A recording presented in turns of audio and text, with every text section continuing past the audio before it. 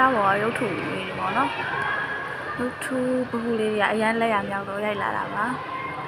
ဒါပထမအဆုံးတွေ့ရတဲ့ရုပ်ထုလေးဒါပြီးရင်နောက်တစ်ခုကိုသွားပါမယ်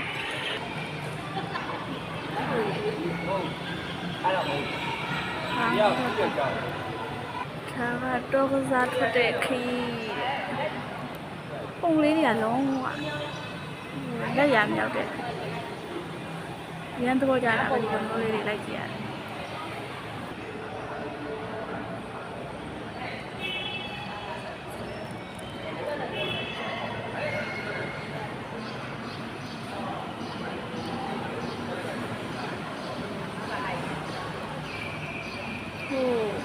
ဦးကောင်းတော့ကြောဘက်ကရိုက်ထား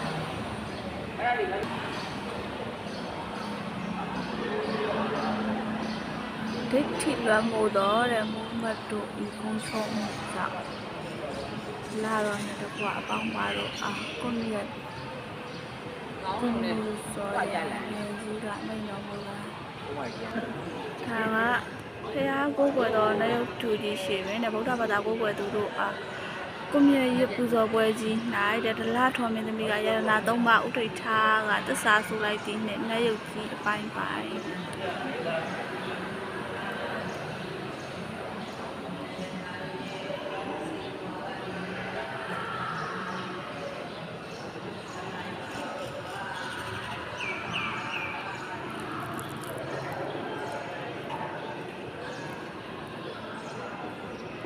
အပေါ်မှာတော့ဖះရဲ့ဥကောင်းတော့ဗောနော်ဒါကြောပတ်မှာဖះကြောပတ်မိဂါရီပမင်းဒီရဲ့ထိတ်လန့်တုံးလောက်ခါမိမိအယူမားတွေကိုနောင်တရပြီ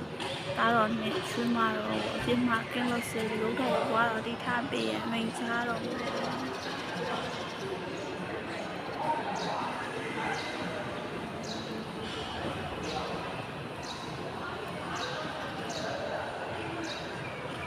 မင်းကြီးဤရဲ့မင်းကြားချက်အရာတတိုင်းပြည်လုံးနဲ့မိစ္ဆာအယူပြီးဘုရားဘာသာကိုပြပြောင်းကြပါ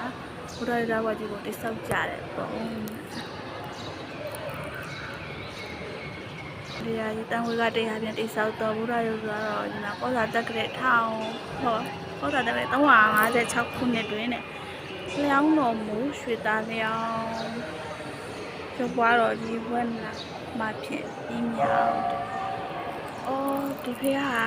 356ခုနှစ်တည်းတည်ရှိနေတာပေါ့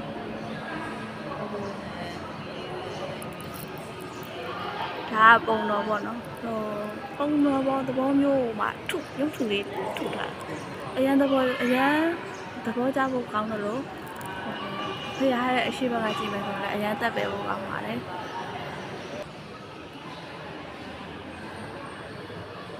ဒါတော့ပြောမှဆိုဒီဖေးရရဲ့တမိုင်းချောင်းကိုဒီ